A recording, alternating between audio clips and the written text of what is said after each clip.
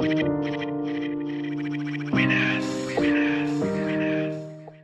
right, everybody. Brandon Golden here at the Ghost Lab with the Ghost Carolina Performance Podcast. Super fired up, like you may have seen on some of our social media. Austin Beck is joining the lab as an instructor, and he's joining Carolina Ghost to be our assistant coach at 17U. Austin, welcome, man. Thank you. Thank you for having me. I'm excited to get going. I obviously growing up had the dream of playing professional baseball, and some things work, some things don't. But I had the opportunity, and I'm very grateful for it. Now I'm just kind of excited to give back to the younger kids and the younger generation, and help them make their dreams come true. So. Yeah, absolutely, man. That's what it's all about. We're gonna we're gonna be able to do a lot of really cool things here, and obviously it's snowing, or we'd be sitting in the same room doing this thing here at the lab. But yeah, let's dive in a little bit and talk about what was it like as a high school player of your caliber, and what are some things that went well that you enjoyed?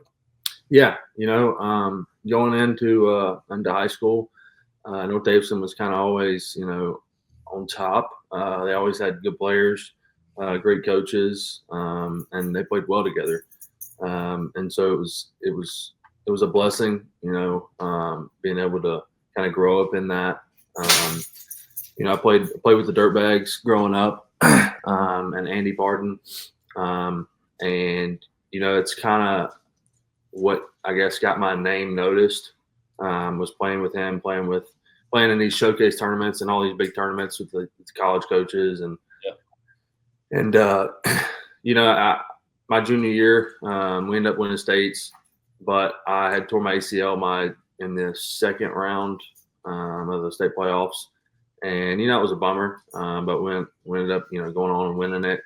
But my whole mentality after that was I'm going to come back, bigger, stronger, faster. Yeah, and I just kind of I was hitting every day. No days off. Christmas Day I was hitting. Thanksgiving Day I was hitting. And it was scouts were coming in during my free periods in high school. And it was, like I said, it was a blessing. And I can't thank my pops enough for going out there and throwing to me every day. My mom, my stepdad, being at every game. And it like I said, it was amazing to kind of see the whole family, just kind of come together and support me in my dream. And so that's kind of where it was at. So. Yeah, man, that's really cool. And it's the longer I'm in the performance stuff and in this game, and there's a lot of times where there's something negative happens that really fuels people. And then obviously for you in high school, that was it. Talk a little bit about obviously you just talked about it. You kind of alluded to it, no days off, hitting every day. What does it take? What did it take for you to be as successful as you were coming out of high school and as drafted as high as you were? Walk us through what a day in your life looked like from junior year or sophomore year on. Right. So I think the biggest part of it is not necessarily the physical game part of it, is the mentality and the confidence. If you don't have that and you like that, the game's going to eat you alive. And it's already a tough game. And if you don't step in the box every single day and every single game thinking you're the best player out there, you're going to lose. That pitcher's going to get to you. That team's going to get to you, and it's not going to be fun for you.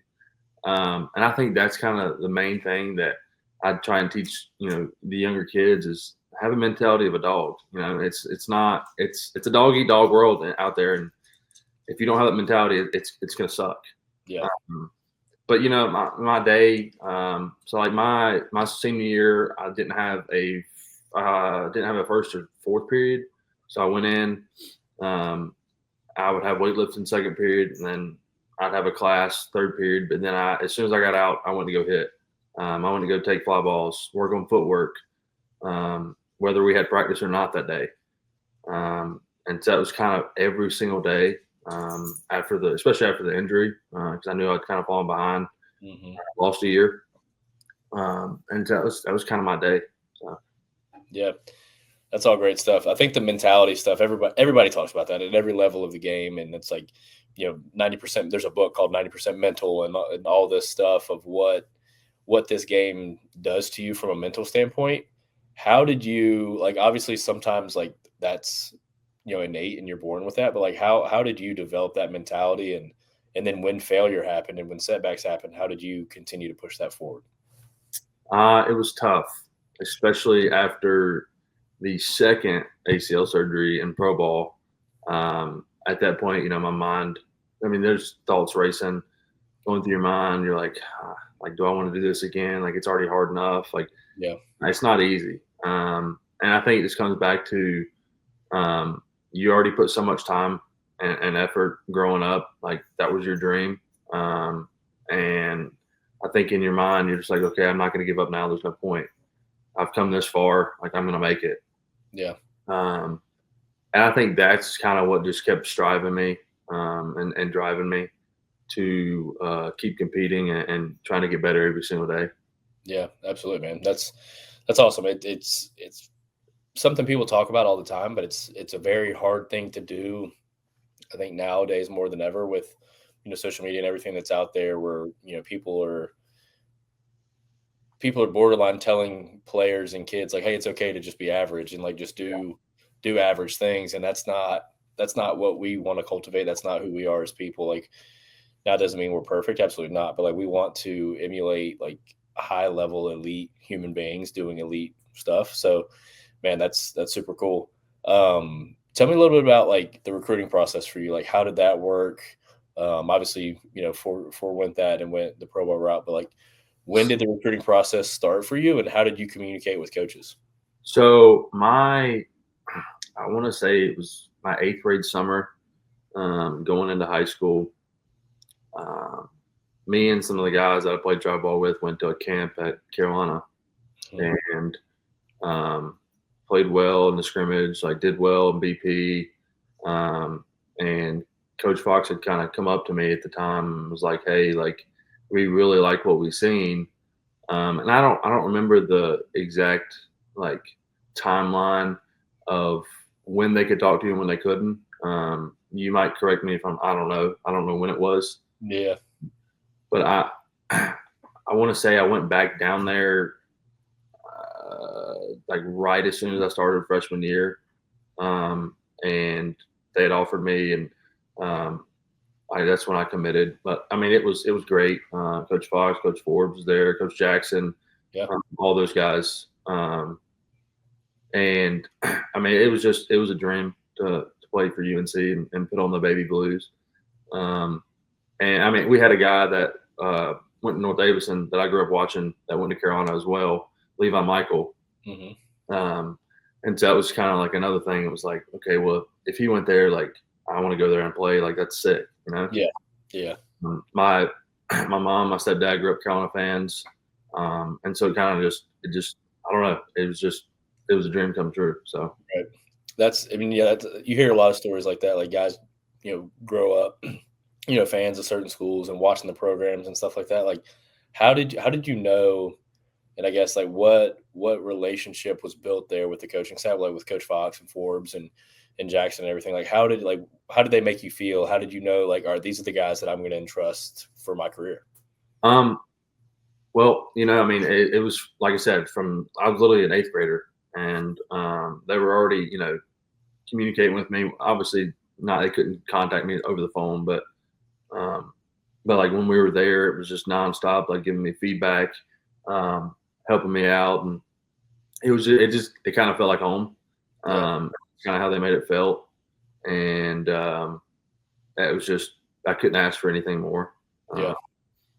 And that was like I was on top of always wanting to play there, growing up being a fan, and it was just kind of a no brainer at that point. Yeah, definitely. Let's shift gears a little bit more like towards like the performance side of things. Like, you talked about like lifting weights in high school and going out and getting some footwork stuff in. What was the difference for you early on in your career when you went from high school to pro ball, and then you're in a professional clubhouse, and you got things going, you got strength coaches, you got coordinators, you got all these people with these expectations. Like, how did you handle like the strength and conditioning side, and what was, if anything, what was different about that side of things? So it's probably different than what people would think. For high school, it was like, okay, I'm gonna lift big, hit bombs. Like that's the goal. Be fast, be strong. Um, but then I got to pro ball, and it was like they just want you to be as mobile as and quick twitch as you possibly can be. Hmm. And so it was like not necessarily as much as how much can you lift weight wise. It was how fast can you lift it. How fast can you move it? Yeah, that's good. And that was completely different from what I've ever done. Yeah. Obviously, I had like agility, like I did speed and agility, like growing up, like that side of it. I was like, okay, that's normal. But like, I get in the weight room and they're like, move this weight as fast as you can. I'm like, okay, like this is very odd to me. Like I'm used to you throwing a crap ton of weight on the bar, and I just no matter how fast I get it up, I get it up. Yeah. Stand up with it. Yeah. And so that was kind of the big change with the A's at least. And I went to the Dodgers last year, and it was kind of a little bit of both, Hmm. um, which was like a sigh of relief because I was like, okay, I can still lift like heavy, but I still got to be able to get it up fast Yeah. and move it fast. Where it was like with the A's, it was like, no, just lightweight, just move it fast. Don't put a lot of weight on it. I was like, okay, all right. And so that was kind of the biggest, I guess, change Yeah. out of everything from high school. So What are some things that you would recommend to high school players as far as like the weight room goes that I guess almost if you were recommending it to yourself, back as like your junior year, like what would you tell yourself and some of these guys that you'll be coaching this summer, like, hey, from a weight room standpoint, this is what I would kind of hang my hat on. I'm big on um, lifting heavy, getting strong. But I think the big thing for me, as many pulled muscles as I had, I think my key advice would be to train for endurance as well. Because if your muscles obviously they get fatigued, they're weaker, you're going to have more pulled muscles. So I think that's kind of the big thing. Stay loose, stay ready, and that's kind of it. Yeah, yeah, that's awesome. Let's talk about like mentality a little bit. So like mentality, like that's every time we talk, like whether it's about the players that we're gonna have or like your guys for this summer or whatever the case may be, like I can see like the passion, the intensity. Like when we were sitting here in the office the other day, it's like, cool, man, like we're gonna go do this. Like tell me why you want to do this. Like your eyes lit up and you're like, man, I want to be a part of this. Like I want to do this with you. And I was like, hell yeah, let's ride. So like let's talk about your mentality a little bit. And obviously, like being as picked as high as you were, there was definitely expectations. There's everywhere you went. So how did you handle expectations from the organization, from yourself, from people in your life, like early on in your career, and then up until you finished playing? So it was tough, coming out. You're 18 years old. You get picked in the first round. So all these fans, everybody, their expectations are, you to be a big leaguer, you to, be have 10 years in the big leagues, hit such and such homers, steal such and such bags. And I'll say the biggest takeaway from it was stay off of Twitter Mm, because these fans are ruthless yeah, on social media. And as an 18-year-old kid, it's like, I want to make everybody happy. yeah, It's I see one bad tweet and I'm like, wow, maybe I do suck, or yeah, like, maybe I did have a bad game, and it starts to mess with your head a little bit. So that's kind of my biggest like advice for anybody who's obviously going to get drafted, or even in college. yeah, Some of these college fans are it's ridiculous. yeah, Um, I mean, you go to Arkansas and you play at Arkansas, and those fans are wild. yeah, to light you up. And so it's like, don't focus on making everybody happy. You're not going to make everybody happy. It's go out and do your thing, help your team win, and that's the best you can do. Um, and that's really all you can do. So Yeah. What did your routine look like early on? Like it's an 18-year-old. Like what like when you got to the ballpark, like what did that look like? you know, it was hard to have one because I was kind of learning the ropes of everything. Um, but I mean, we'd get there 1 o'clock probably. And I was an 18-year-old kid. Like my body never hurt. Yeah. I didn't have to jump in the ice bath. I didn't have to do all these recovery things. because I was young. My body just healed, and I think so in 2019 or 2018, I was in Blue, Wisconsin. Out of 142, I think I played 139. Yeah. And if you'd have asked me to play 139 last year, I told you you're crazy. It's not happening. Yeah. Um, Right. so that was kind of like I didn't really start building a routine until I got probably 4 years in, I'd say. That's kind of when it was like like right before I tore my ACL for the second time.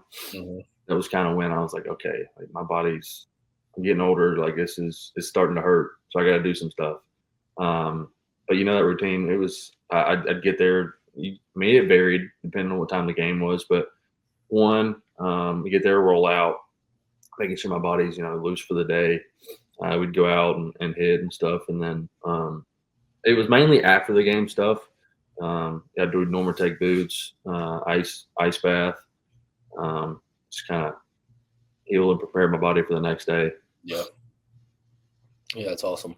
Let's talk. Let's shift gears back to like some of the college recruiting stuff. Like, obviously, the kids that you're going to have, that's the end of their junior year, coming up. They're going to be, this is a really big summer for them. What I guess what advice do you have for them on when they're trying to pick their place that they're going to go play, and how to go about that? Like, obviously there's some guys, within our organization and every organization that's, chomping at the bit and wanting to commit as soon as possible. Like, what would you say on that? I would say go where you have the best chance of playing. I played with so many guys that didn't go D1, that didn't go this big time school, but they went where they played and stood out, and that's what got them drafted. And a lot of them are still playing today, and um, it's cool to see these guys come from smaller schools. It's like, okay, they can still do it. Like it's not Yeah. like they're not getting seen. Like if you're good enough and you're playing, like, and you're getting all the opportunities that you can get, like it's going to work out well for you, I promise. And so I missed that whole like summer. My last summer, I missed it. Yeah. And so it was like just experience it and enjoy the last ride. I guess you could say. But I mean, going back to the school, but go somewhere that makes you feel at home, like makes you feel like they want you, not just because it's a big time school or big time name. Um, just go where you think you have the best opportunity to play and shine.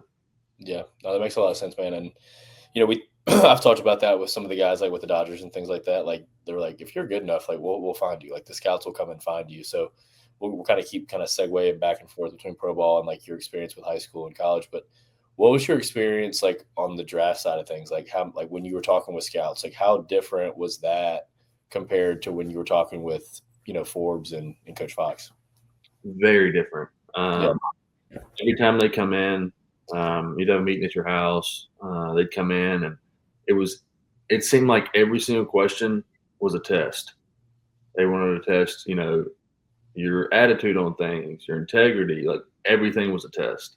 Mhm. Um, and it was like the weird thing to me was during that process, it was like everything was like, yes sir, no sir, this, like looking dead in the eyes. But then you get to pro ball and it's like they don't want you calling them sir because you're as equal as them, and it's like don't call me sir.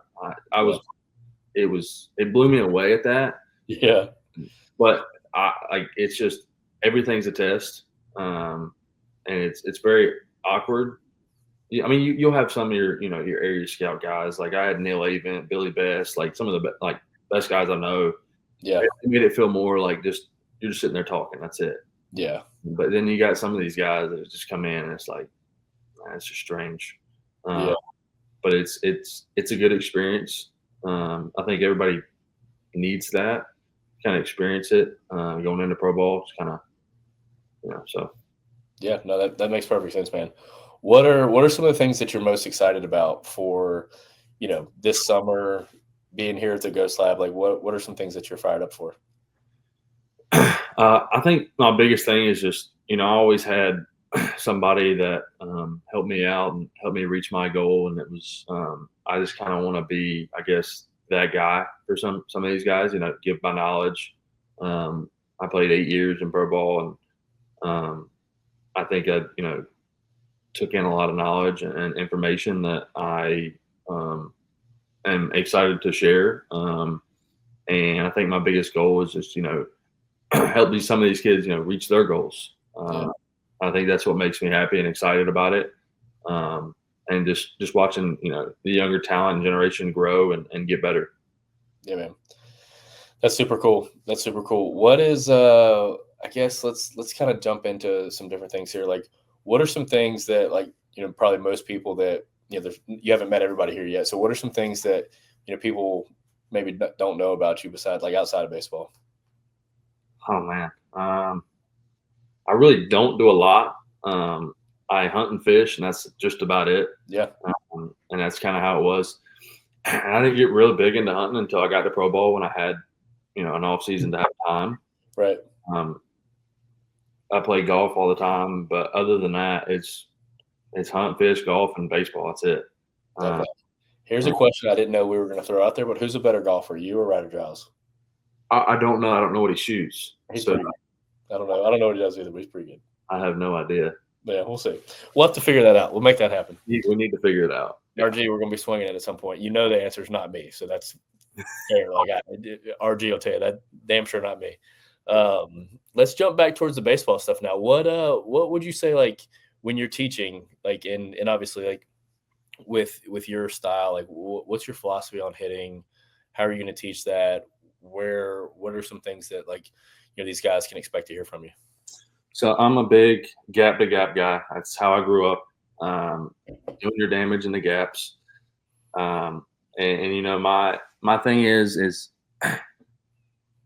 my big thing is getting separated, obviously, and being ready to hit.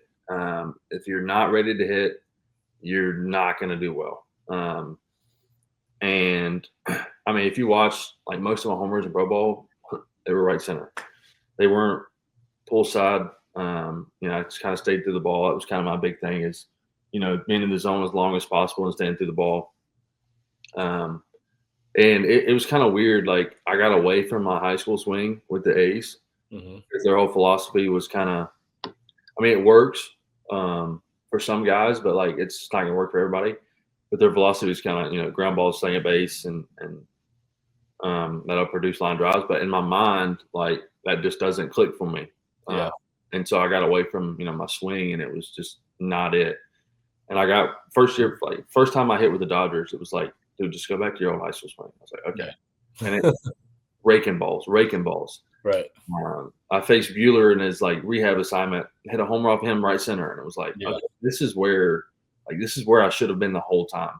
Yeah. And it was like they wanted me to get away from it because my timing was off. I was like, dude, I'm going from seeing 85 to 90 to 97 to 99. Like, of course, my time is going to be off this first year. Like, it's not an easy jump. Yeah. But it was like that was kind of my thing. It's just my whole thing and everything is just confidence. Yeah. And that's like I said, if you're stepping in that box and you're confident, you're going to do well. It doesn't matter who's on the mound. I don't care if Chris Sale's on the mound or Jacob deGrom. You're going to do well. Like you're going to put good at bat. And that's kind of my whole philosophy is, just overall it's just, kind of gap to gap and being ready to hit. Yeah, I love that, man. I think that makes perfect sense. That's what kind of Ryder instilled in the whole facility, and DJ does a lot of stuff with that too. Like just being able to make sure that we're ready to hit. Like if you're not ready to hit, like it's a timing thing. If you're like the pitcher has the ball in their hand, they're in control of it. Yeah. If you're not ready to go, like you're going to be in trouble, For sure. no matter what level you're at. If there's anything different, like can you talk about like approach a little bit? Like there's a lot of guys that I see at the college level. Sometimes at the professional level, like being in between pitches, like what was your approach and what do you want, your guys' approach to be this summer? So my approach every year was kind of similar, except early on.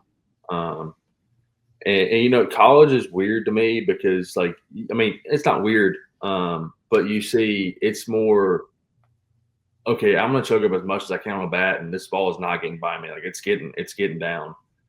Pro ball was more like, yeah, you still have some of those guys that do that, but it was more like, okay, I'm still going to get my good swing off. Like why would I sit there with a runner on second, 2 outs early in the game and not try, and put a ball in the gap and score the guy? Like, why am I don't, there's no point in me trying to roll over or just to make sure I put the ball in play.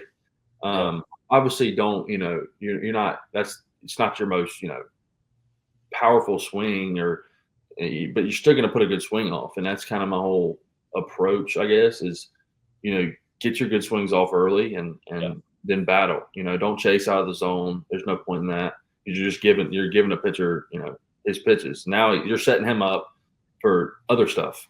Yeah. Um, but I mean, I guess that's kind of my whole thing is, just get your good swings off early. Yeah. Yeah, I like that. Let's dive into like the battle. Like, I mean, in any time at any level I've been at, it's like, hey, it's 2 strikes. You'll hear somebody yell, "Battle for me, baby!" Like battle. Like, what does that mean? Like at 2 strikes, like what does that mean? Battle. I think it's just in my head, it's just being a grinder. Going up there and just having a grindy at bat, making the pitcher hate you. That's my thing is found off these borderline pitches, or say an umpire's been given a ball and a half off the whole game, and it's found that pitch off, and that pitcher he's going back to it every pitch. You just keep fouling it off, putting good swings off, and sooner or later you're going to piss that pitcher off and get in his head, and he's just going to groove you one. Yeah. And that's my interpretation of being a grinder, just grinding out of bats, So Yeah. We would talk about that like in the minor leagues when I was with the Dodgers. Like people would talk about like that was one of the best compliments that I heard. Like our farm director at the time and some of the other coaches, like as a player was walking by, they're like, "Dude, that kid he's a grind. Like that kid's a grinder right there." And it'd be like, "Hell yeah!" Like he's a dog. Basically, he's a dog. Like he's gonna get after it. He's gonna do whatever it takes for the team to win. And those like sometimes were the high profile guys, and other times like they weren't. But like those were the guys that were gonna get in there, get dirty, do what they need to do, and whatever it took is what it took. It wasn't the guys that just when I showed was up and eight, when I was in Beloit in 2018, we had a kid that was an undrafted guy, and the biggest grinder. I mean, just a definition of a grinder. yeah, Baggy pants, long hair. He's about 5'6", like shorter guy. No BGs. He's a catcher. yeah, It's 25 degrees in Beloit, Wisconsin, at the beginning of the year. This dude's going up there, no BGs, picking up dirt. I mean, yeah, hit 300 during the year, like right, but hit 300 and just an absolute grinder. And yeah, that's really like the true definition of a grinder. Like yeah. never struck out. And I'm like, dude, I don't understand how you did what you did, but it was incredible to watch. So Yeah, that's awesome. Yeah, that's it right there. Like that's the passion. That's the fun part about it. Let's like we've talked a lot about hitting. Like we haven't really dove in. I don't think at all. Like even off air, like about like defensive stuff and like how your defense. I mean, obviously, like you don't get drafted that high without being able to have some type of glove and be able to do it. So talk a little bit about like defense and like your mentality there and what helped you get to where you were. So, early on, I played center kind of my whole um, career up until the last probably 2 or 3 years. But my whole philosophy on that was, I enjoyed taking a run away or taking a hit away from an opponent just as much as I did, hitting a homer. That was kind of it was just fun to me, going out there making a diving play, throwing a runner out at third, or um, that stuff. But my whole, I guess, the things I focused on was footwork. Um, if you can get a good jump on a ball, you're going to get to anything, and that's kind of the big thing in outfitters. And in pro ball, it's knowing where to throw the ball, knowing when to hit a cut, when you can let it loose. I mean, there was a lot of things. It's we had when we were in Lansing in 21, I think we had a tall wall in left field. There was a play one time. The guy hit an absolute nuke, but it wasn't. The wind was blowing in, wasn't going out. Well, I get back to the wall, and it was kind of like the Ichiro Suzuki play, and I'm just sitting there like camped under it. Well, I know it's the ball's hitting the wall. Well, this guy's tagging from second, and he instead of scoring, hits the wall. He's at third. And he can't score. And just stuff like that, like being creative in the outfield, but still being smart. Yeah. Um, but then tore my ACL again, and I got moved to right, and my whole I wasn't near as fast as I was before, rightfully so. But then it was like I really had to focus on great jumps, footwork, being as fast as possible off the ball. Hmm. My top speed wasn't near what it was, so I had to make up that time with my first step, and that's kind of where um, I ended my career with. So Yeah, that makes a lot of sense. I want to like kind of jump in. Like, how did you? ha- What were some things that you did footwork wise, and how did you learn how to get and like read the ball off the bat? Because I couldn't agree more. Like at any position in the infield and the outfield, I think footwork is so important. And watching guys like that make the plays look routine that are not routine plays, and they make them standing up. Like that's pretty impressive. So like, how did you go about doing that? there was a few drills. I think it's not even more just drills; it's just repetitions. Yeah, I think that's just having intent every single time you do a rep. Make it your best rep. Um, and I think it all just comes down to just repetitions and doing it as much as you can. Because it's not. There's only so much an outfitter can really do drill wise. yeah, Um, it's like because it's not like I can go inside and you can't throw pop ups to me inside. Like, it's tough. It's not like an infielder where you just hammer ground balls for an hour and a half, and um, so I think it's just good quality reps. I think is kind of the main thing. So yeah. That's awesome, man. I think I couldn't agree more. Yeah, I like I said, like you just said right there, like watching guys in pro ball, like they would when I was with the Dodgers, they would get their work in, and it would be quality, high level reps, and then they would go do something else, and high quality reps there, and then go do something else there. Um, so we talked about like your mentality and like how like that was such a big thing. How like you're obviously a competitive dude. So how did you like has that just been something that was always with you? How have you developed and like harnessed your competitiveness?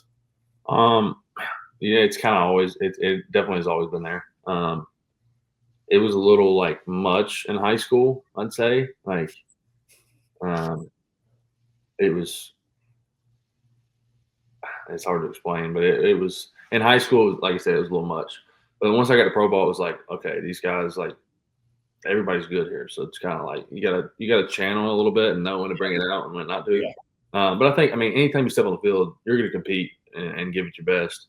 But it's just knowing when to harness it and how to use it, I guess per se, um, instead of just being uncontrollably competitive. If that makes sense. Yeah, no, that makes sense. Like knowing when to let it loose and do your thing and Exactly. you know, maybe chirp a little bit and when to just shut it down and play. Yeah, like I think that's a learned skill just like anything else. What are some things like player wise, like personality wise, that you've seen the way people go about their business that leads to success both on and off the field? Like, how do people carry themselves that are elite? Um, you don't want to be that guy that uh, is everybody just like he's a dude, like he's a player, but he's also not per se the friendliest guy to be around. Um, you definitely don't want to be that guy. The thing is, you're going out there, you're playing. Everybody knows how good you are. Like Yeah, they see it. Like you don't have to talk about it yourself. Like people are going to talk.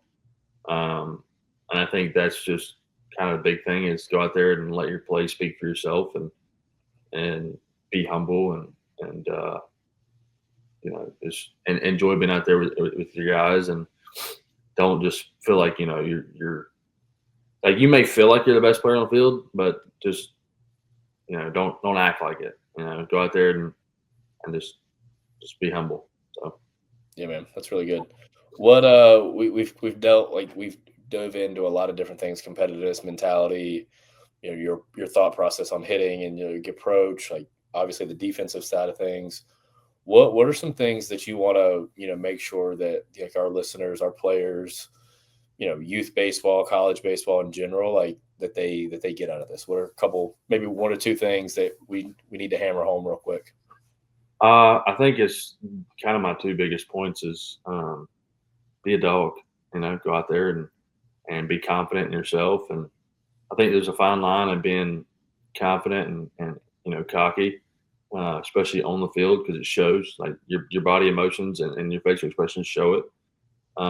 Just go out there and be a dog and be a grinder and compete. And if you go out there and do the best you can day in and day out, then things are going to go well for you. So That's awesome, man. Well, ladies and gentlemen, Austin Beck, new hitting coach and assistant coach here with the Ghost Lab and Carolina Ghost. Man, we couldn't be more excited to have you. Welcome again. Thanks for doing this. yeah, thank you. I appreciate it. I'm excited to get going.